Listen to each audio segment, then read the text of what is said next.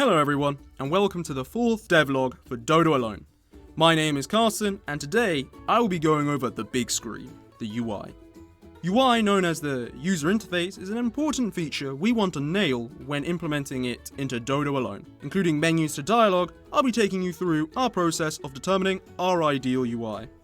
Right off the bat, you have to come up with a design, the layout of the UI basically. What buttons lead where, and what features do we want? We thought it best to start with the basics, such as resume, options, save, retry, etc. We then took time to look at what we'd want to change.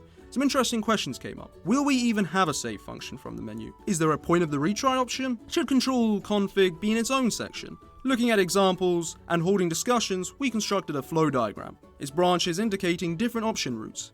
Through a few iterations, we came to our preferred layout. We feel this layout is clear and easy to follow while keeping all the necessary functions required, making for a user-friendly experience. Once we have the skeleton of our menu system, we looked at artistic options to jazz up the UI. As always, we looked how other platformers handled their pause UI. First, we checked out the platforming juggernaut Super Mario, taking its latest release, Mario Odyssey, as an example.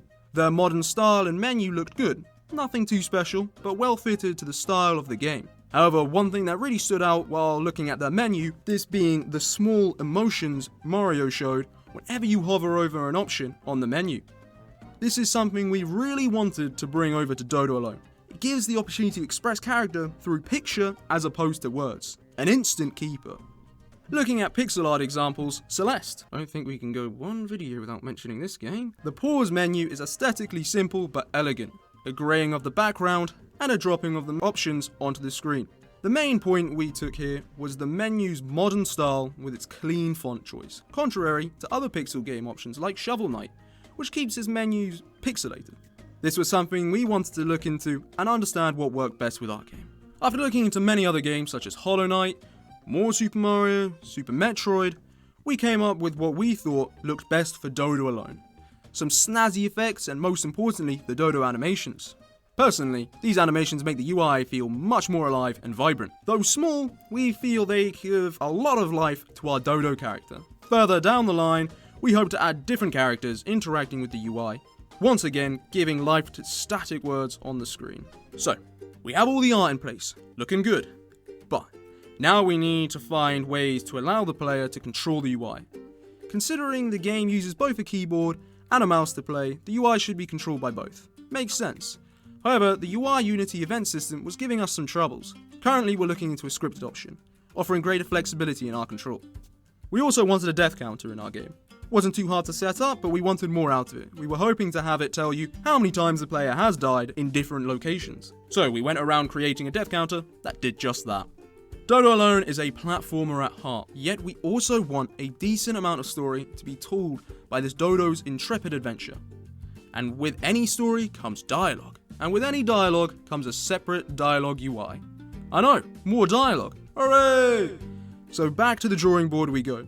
We observe how other games handle their UI, looking at Hollow Knight, Iconoclasts, Mario, Shovel Knight. Most platforms opt for a more modern take on dialogue UI, having large dialogue boxes that cover vast space filled with crisp, smooth fonts. Well, if you count pixel fonts as smooth. We went for a pixel font, but ours is still a bit undecided whether to go for a more modern take further down the line. Font check. We now have to lay out our dialogue. We came up with the idea of speech bubbles in the end, instead of large boxes overhead. Speech bubbles are much more expressive. Also, we are including a decent amount of animations to each character to show the player what they feel like in this current situation. Back to our philosophy of show, don't tell. Not just any old plain white speech bubbles though, no. We are aiming to add some character to these speech bubbles, giving each character a specialized speech bubble to match their personality. For example, let's take a character inhabiting the world of Dodo Alone, Legua. A masquerade teal, he is crazy about the locations dotted around Mauritius. He knows them inside out. Some could say he knows them better than the back of his wing. So, his speech bubble will reflect this trait, showing an old-fashioned map. Just a quick update on the company. We are now all working full-time on Dodo Alone. That's right, the team is assembled. So expect more updates on features we are working on, more content via animation GIFs, playable demos, and tutorials, so stick around, subscribe, and click that bell button to be sent notifications whenever a new devlog or tutorial from Astral Dawn is out. We have a Discord server and a Twitter account, which will keep you up to date with what's going on at Astral Dawn Studios, and some sneak peek at animations which will be added into the game. So go check them out, and hopefully we'll see you there. Anyway, as always, have a great day, and thank you very much for watching.